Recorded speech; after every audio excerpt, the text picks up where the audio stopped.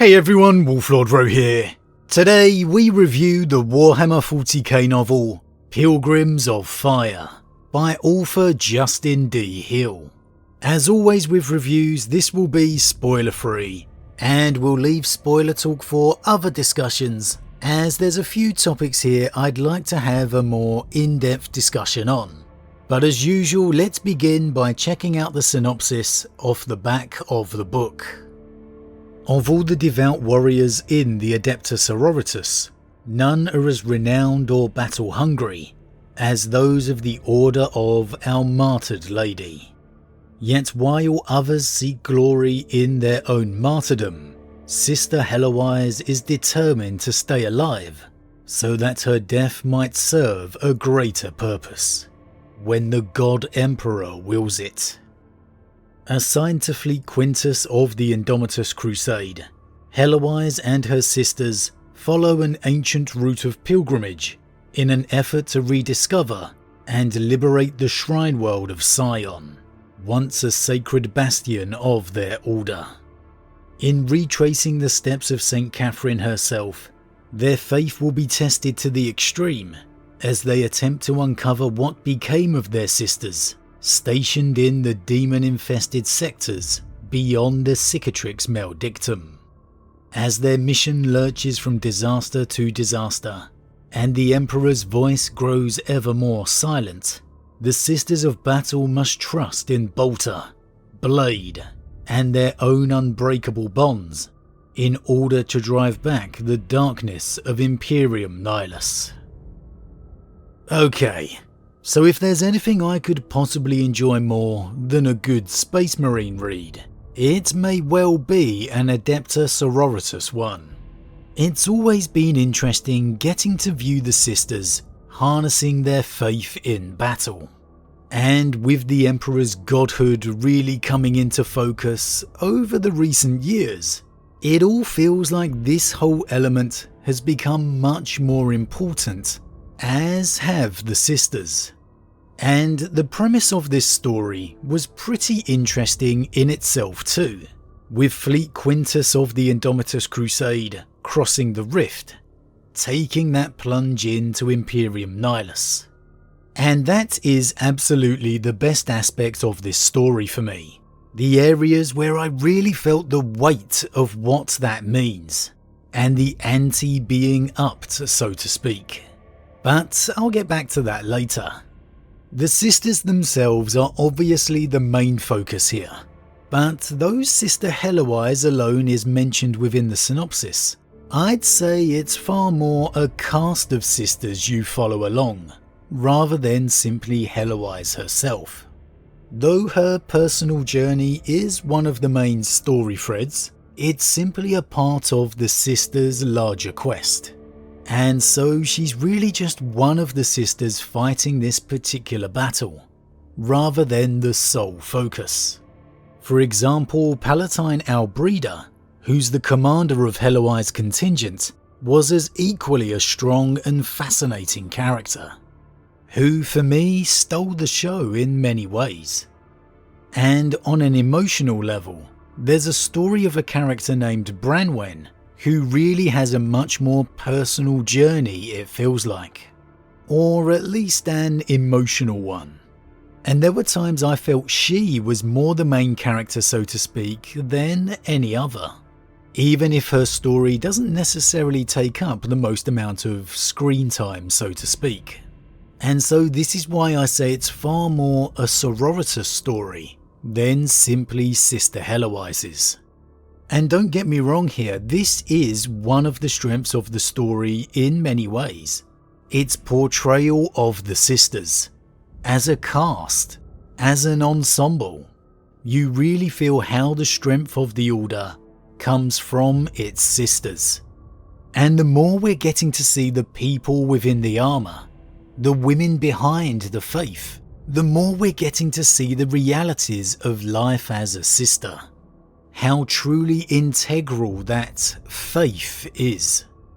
In Pilgrims of Fire, you begin to understand how important the Sororitas are. The mere arrival of them or mention of them joining a fleet is an absolute game changer. Not because the destructive potential they bring, which yes is formidable, but the light they represent, the symbol they have become in an ever darker galaxy. The Adeptus Astartes may bring hope of victory, but the Sororitas, the Sisters of Battle, they bring belief. As the synopsis covered, this is overall a story of Fleet Quintus's crossing of the Rift. And it's when this is in focus, the story for me was at its best. It's hard to describe just how impossibly daunting the mere notion of crossing the Rift is, even for such a formidable force as an Indomitus Crusade. It's akin to ancient sailors sailing off the edge of the world, taking nothing more than a leap of faith, believing it's likely leading to nothing but certain death. The sense of tension, foreboding, anticipation, it's all built up so well that you can really feel that dread in the pit of your stomach.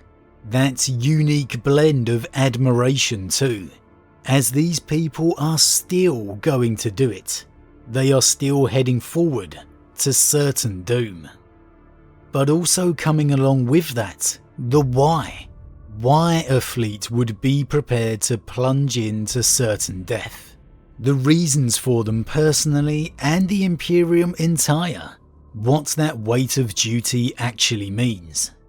That whole portion is really well done. There's moments throughout where I could feel the anticipation and excitement bubbling up in me. With so much happening across the Great Rift lately, I think at times we take crossing the Rift itself for granted, but this story beautifully reintroduces that danger, that gravity to it. It's just a shame we didn't get more of that, as it's actually quite a small portion of the story, but an absolute highlight. Another absolute star piece of storytelling is not just the sisters crossing the rift, but how the sisters react to being within Imperium Nihilus.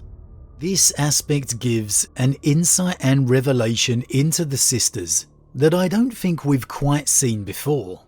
You get to see what being away from the Emperor's light not only means to them, but how it affects them as well. It's a palpable feeling for them, and seeing how this faction, of all the factions within the Imperium, deals with that is absolutely fascinating. Now, this has a contrast in that there's a fair amount of time dedicated to a penal legion of militarum soldiers accompanying the sisters, who, as you would expect, aren't exactly the most faithful.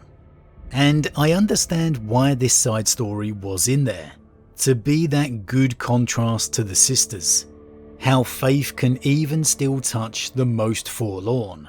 But for me personally, I just didn't engage with their story, and I more often than not just found myself wanting to get back to the sisters. And there were times in the beginning third, or maybe half of the book, where I found myself struggling to engage with who I was following, and what characters I was supposed to connect with. And I think that was possibly because the penal soldiers like the sisters were more a cast of characters than a single main focus. And so there was just a few too many character names for me to bond or identify with any real one. I'd say it wasn't until the journey was properly underway, with the rift being crossed, that I felt a little more settled. However, overall that was really the only negatives. A little confusing to begin, to grasp everything that's going on, and a few too many characters to get to know and follow. Score-wise, I'm a little torn between a 3 or a 4, but I'll go with a 3 out of 5 for now. A perfectly good and enjoyable read, and I can easily understand why some would score this even higher. With some real intriguing and exciting revelations into the nature of faith as we move forward. There was times I almost felt the goosebumps coming up on the arm. and I really thoroughly enjoyed the portrayal of the Sororitas throughout this story. As I've said, they were absolutely fantastic, and for a strong cast, each one felt unique and true. Again, the standouts for me were Palatine Albreda and Sister Branwen. It would have been great for her story to just get a little bit more screen time. But again, a great Adepta Sororitas story, where you can really begin to feel how important their orders have become to the wider galaxy. But as always everyone, what do you think? Huge thank you to all my subscribers, your support truly means a lot to me, it really does. If you're new, please consider subscribing to help the channel grow. And if you enjoyed this particular vid, then why not drop a like on it too. But with that said, I am off, and I'll see you all again real soon.